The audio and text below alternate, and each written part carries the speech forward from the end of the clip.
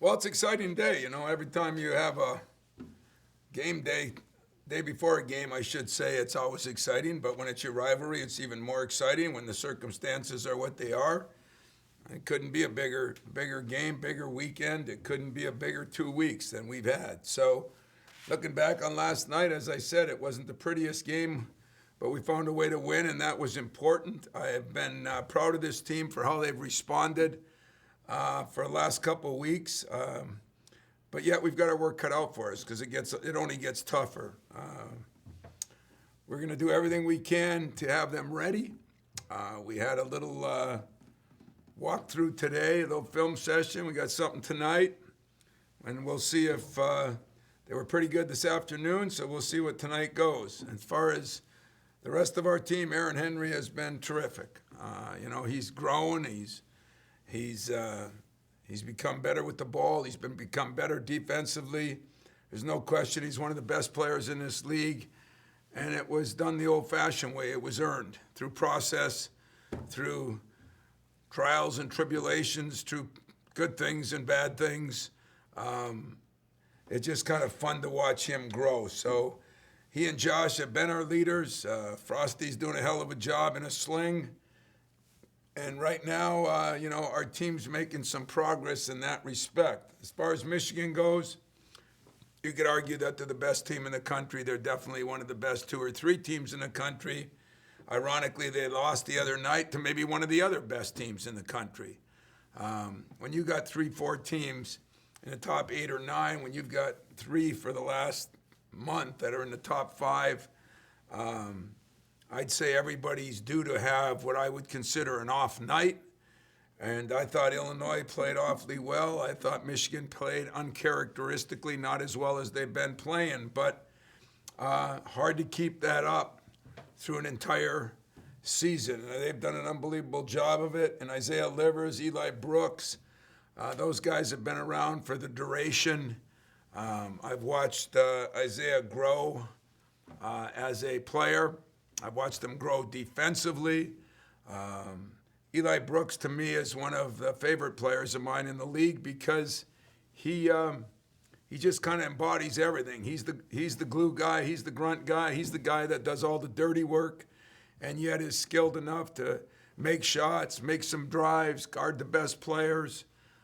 He does all the utility work. And Wagner, who's been there, for a couple years now. They've got some veterans. You add a guy like Smith, and you add the big fella in the middle, and, all of a sudden you got a very, very good team. The other addition was the Brown kid from that transferred from Wake Forest. So it's a pretty experienced team other than their center, and one that has, I think, grown defensively. I think they're a lot better team than they were a year ago defensively. I think their offensive stats, are some of the best in the country. So they can shoot it. They got size. They defend it. And they've earned the right to be called one of the best teams in the country. Questions? We'll go first to Chris Solari. Hey, Tom, I was wondering, looking at both teams' schedules, obviously you guys, I think it'll be your 6th game in 13 days. They'll have had 4 and 8. Is there any way to go into this even remotely thinking or knowing how or when the fatigue factor can hit? And as a coach, you mentioned last night about working on the rotations and subbing. I mean, how much do you kind of have to think that through in the next 24 hours?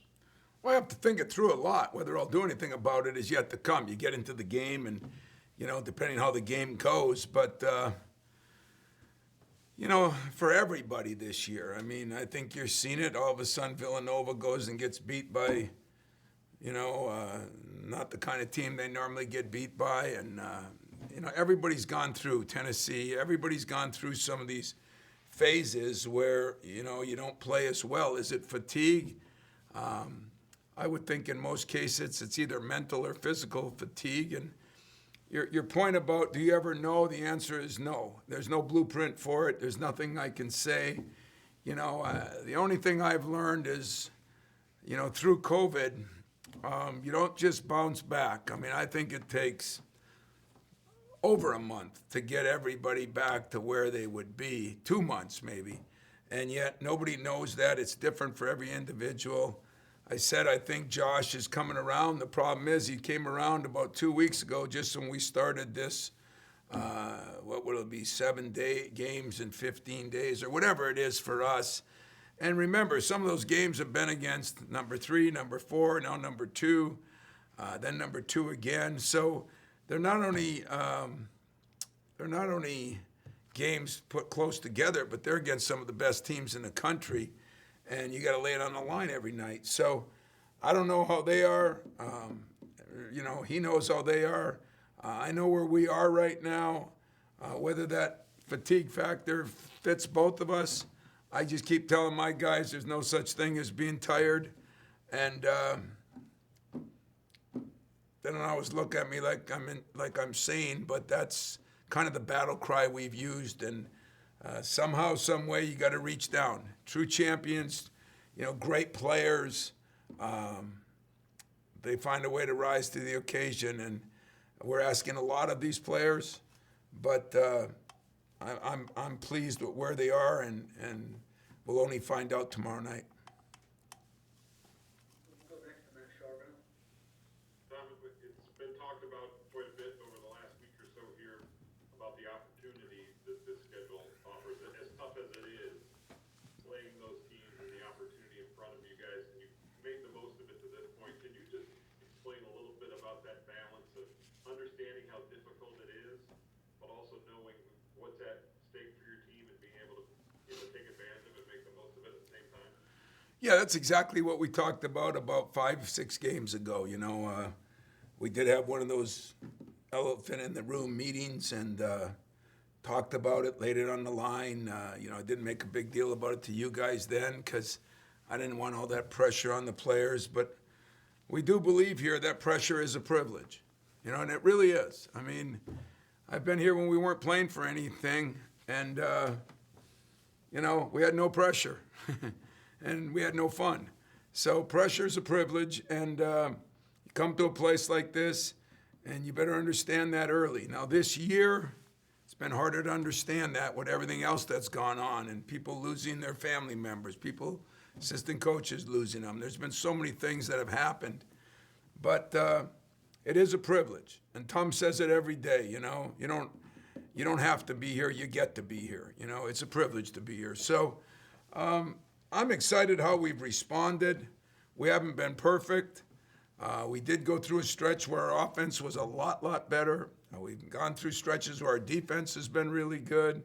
And we've gone through a couple of games where we just didn't get it done. But we didn't get it done because the other teams are good too. So it's been, I guess, difficult, but it's been rewarding too because I've watched a few players grow up right in front of me. I've watched the team get some experience on what it's like to fail and what it's like to succeed. And I'm not sure you ever really succeed if you haven't failed. So that's the approach we're taking, and just looking forward. Got a little more opportunity in front of us. See what we can do. We'll go next to Justin Rose. Hey, Tom, benefits of playing a team twice in a row. I can't seem to find another example of when you guys have done this. Maybe one of the regular season finals and that first game of the Big Ten tournament. But do you look at that, or do you just look at tomorrow's game as one whole thing and then Sunday's game as another? Yeah, I just look at tomorrow's game as one thing, and I'm sure we've done it once, like you say, maybe in the tournament or back. We used to play, the Big Ten used to play, A to Z, and then they'd go Z to A, and but that was only for a couple of years. Nobody really liked that. I'm not sure we ever, sometimes you had a break in there and things like that. So I'm just worried about tomorrow night's game, worried about getting my guys as fresh and ready to go as we can. Hopefully we'll have a little walkthrough tonight, little meeting tonight. We'll get up tomorrow, same thing, and then we're going to bust down there. So I'm excited about the opportunity. I mean, some people can go I've done it here. Could go a whole year without playing 4 top 5 teams, 4 ranked teams. And I'm going to play 4 in the top 5 in a 10-day period. So daunting, yes. Exciting, yes. Nerve-wracking, yes. You can pick an adjective. You can pick anything you want. It's tough. So tough, but I tell my players all the time, I thought that's why you come to school at a place like this. And so I'm excited about it. And then on the rivalry side of things, I'm sure that alone will give them maybe that extra kick in the pants that they might need if they're tired or if they're not feeling up to it. Do you have to kind of remind them about this rivalry, or will you do it? I know you kind of touched on it a little bit last night, but. No, I don't think you have to remind them, but I also think it's such a different year. It's everybody knows the rivalry, but the rivalry, in all honesty, lasts a little bit of time when you're playing in front of your fans. It maybe lasts a little longer, but that only carries you through the first couple minutes of the game, and then it's dog eat dog. Reality sets in quick. So I think anytime you play in a rivalry game, it doesn't just count one. I mean, that's pretty normal, but I also think that we've been in a position of playing so many big games, and now we might be playing the best of the best. I mean, I do give them a lot of credit. They've had a hell of a year, and have proven, have earned the right to be called, a Final Four contender, a number 1 seed. I have been there before, and it's something that is earned, and they've earned it. Go next to Kyle Austin. Seems like you've gotten a little better play defensively out of some of your bigs against Trace last night and maybe Kobe. What steps have they taken, and what is the challenge to this kind of? Well, the steps they've taken is I think they've spent a little more time. I think they've worked a little harder. I told you all that there's a fine line between pushing them and not. And, after the embarrassment of 50 points down at Indiana, we've kind of righted the ship in there. And I think one of the ways is to play a little more physical, to not let a guy just, go stand where he wants to stand and things like that, beat him to spots. I think my staff has done a good job with that, and I think the guys have done a good job with that. But question you should ask, because I ask, is why not earlier? Well, all part of the process, I guess. But at the same time, we've had our moments when we were good. We just haven't been as consistently. And I think part of that problem, and I've wholeheartedly taken the blame, that it's been changing of the lineup all year long. And yet there's a couple other teams in our league that are doing pretty well that have changed the lineup. It's not changed by the coaches. It's usually changed by the players.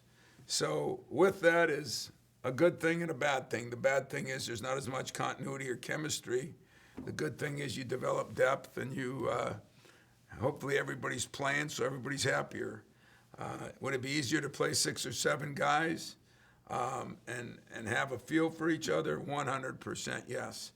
But that just wasn't the road we could take this year, so we've taken a different road than normal, and found a way to have some benefits from it. Right, and then Dickinson, where were you? On who? The big guy. Hunter Dickinson. Really impressive. I mean, at 7'1", I haven't seen him in person yet, but well, I shouldn't say that. I saw him in an AAU tournament, but they've done a good job with him. He's done a good job. He's very much under control for a freshman. He knows what he can do and can't do. He's not taking shots that he can't make. I think they've done a good job with that, put him in a position where he can be successful. He's a load to stop down there. And I think the best thing that I see on film with him is he's a very good passer, which means he has a very good basketball IQ. As the rest of his game comes, that's something that's harder to teach. And it seems to me from this side, he's got a very high basketball IQ. And that's impressive for a big man. Go next to Lindsey Huddleston. Hey, Tom, I don't want to get into old wives' tales or superstition, but when you see the team you're about to play take a major loss right before you play them,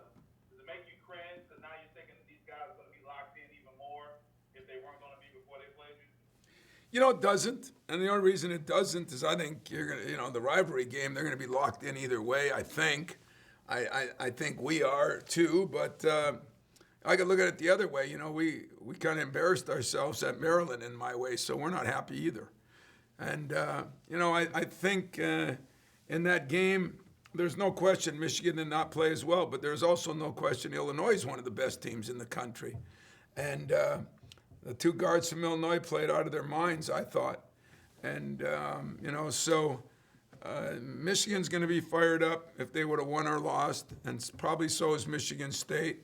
It'll be interesting to see who can bring it, who can sustain it for 40 minutes, and what the outcome will be. All right, thanks for that. You're welcome.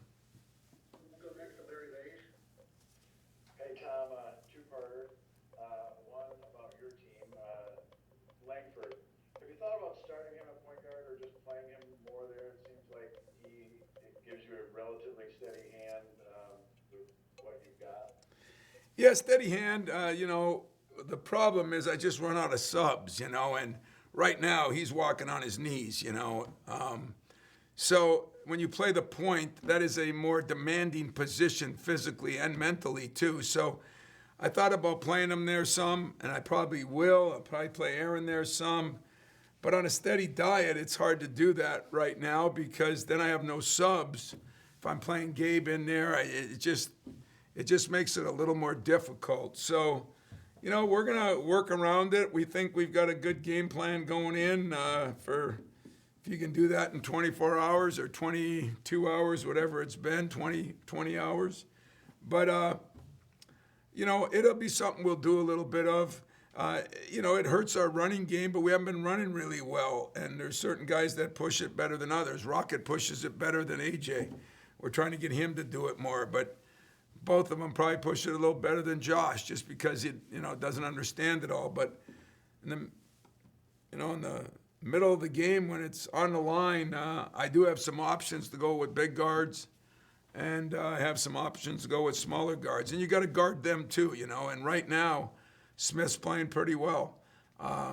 He runs their team. He's able to do some things. It's not that he gets a ton of shots. That's what I love about him and Eli Brooks.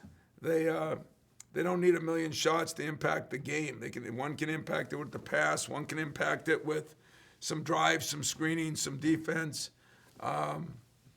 Those guys impress me, and in that respect.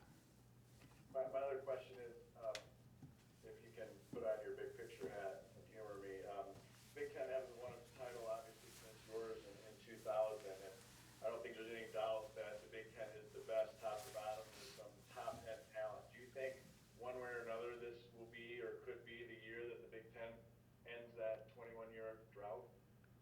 I do. I really do. I have a lot of respect for the league. I think we've got 4 or 5 teams that are on the top that could do it. Then there's a couple of teams, you don't want to play Purdue. Rutgers at times is very difficult to play against. I'm trying to think of the teams that I know will get in. I mean, it's easy to say Iowa, Illinois, and Michigan, and Wisconsin. They've struggled a little bit lately.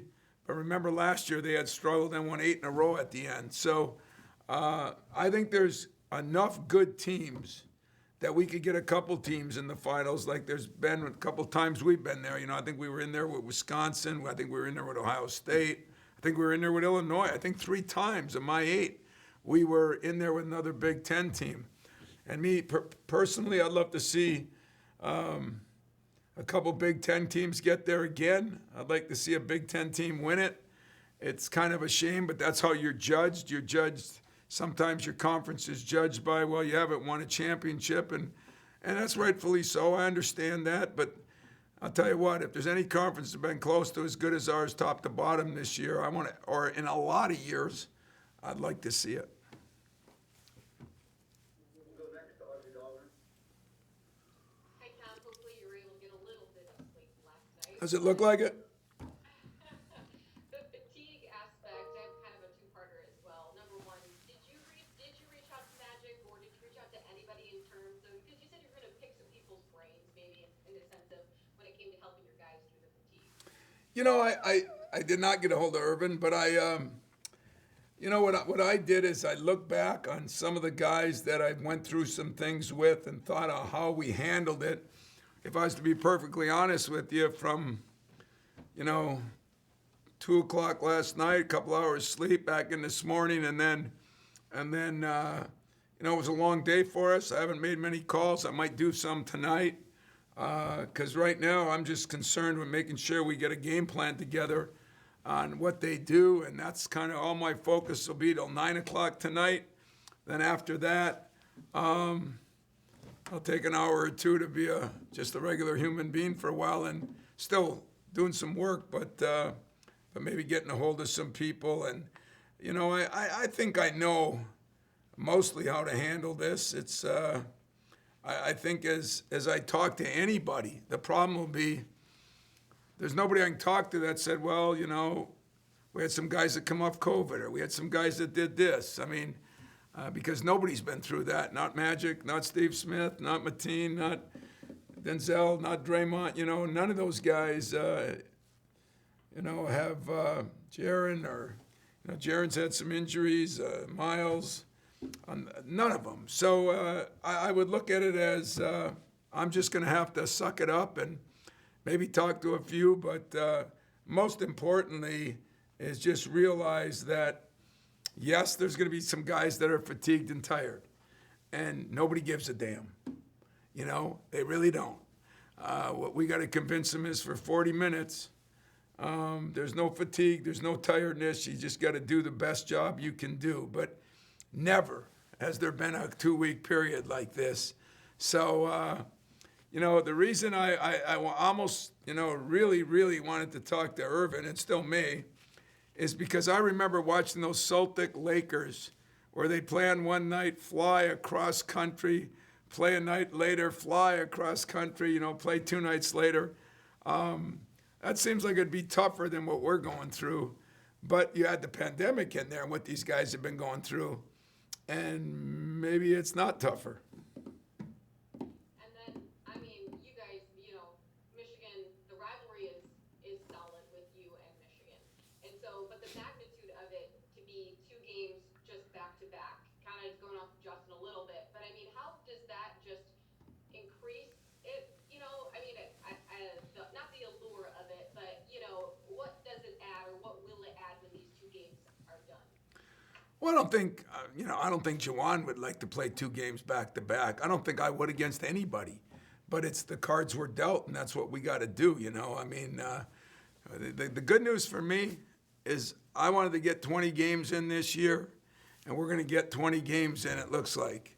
And that's a big thing to me, and did it hurt us a little bit at the end because we had to play so many games to make up for when we didn't play for those 20 days? Sure, it's going to hurt us a little bit, but the opportunity these guys get, some of them will never get back to college basketball, and to get a chance to do this, I think is phenomenal. But I don't think anybody would like to play back-to-back games. It's just the way it is, and it's the way it'll be, and it's fair. It's the same for both sides. So if you win one, if you win the first one, then you love to play back-to-back games, I think. But I don't know. I've never really done it. I've never done it at this level of the magnitude of these games for them, too. I think they're a 1 seed no matter what they do, because I think they've earned that over a period of time. But you never know what the committees will do nowadays. And so, just as bigger for them as it is for us. Thank you. You're welcome. The time for a couple more, we'll wrap it up with Stephen Brooks and then go back to Chris Laurie.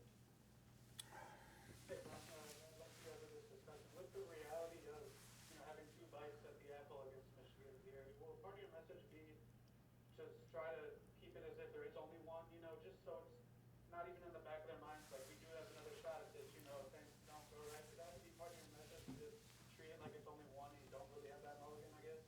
100%. 100%. The last thing you want to do is be thinking about, the old 1 game at a time coach speak, But that's the same for all of us. You want to try to take care of business, of whatever business you're in. right off the bat, and then if presents itself that there's another opportunity, then there is. But we're definitely not looking forward, and it's not like we're saying, well, we got a home game Sunday. We're not looking forward to that at all. We're looking forward to the game tomorrow night and seeing how we can play. And, you know, I think the one area that'll be interesting is, you know, when I did look at a couple of those NBA jobs, one of the things Doc Rivers, PJ Carlissimo, those guys used to say, the one advantage of the NBA is the playoffs. When you play a game and then you're off a day and you play another game and you got to, you know, figure out what you did well, what you didn't do well, what their counter might be, what your counter might be. Those guys thought that was the greatest thing in the world. You know, we don't have to deal with that very often. We might have to deal with it, but I'll deal with it Thursday night at, you know, midnight.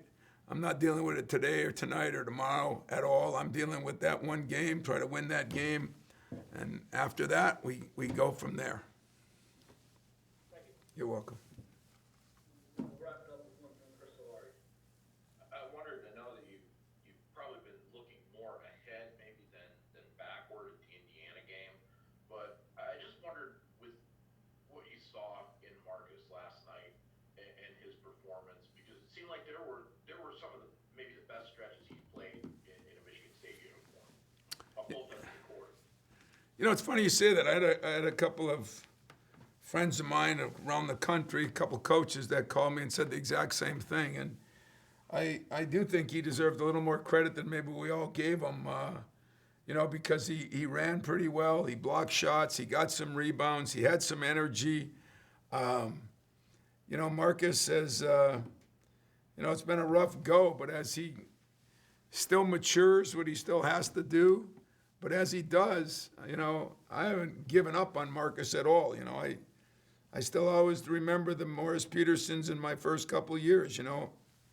Didn't take 2 years, didn't take really 3, but by year 3.5, 4, he was ready to have a great 4th year and then an incredible 5th year since we redshirted him, and then look what happened. So, Marcus, if he ever gets serious about gaining weight and strength, because I think he can, and really starts to, he loves the game, if he starts to live the game, I still think he has a chance to be a very, very good basketball player here. Has it taken longer than I would have liked? Yes.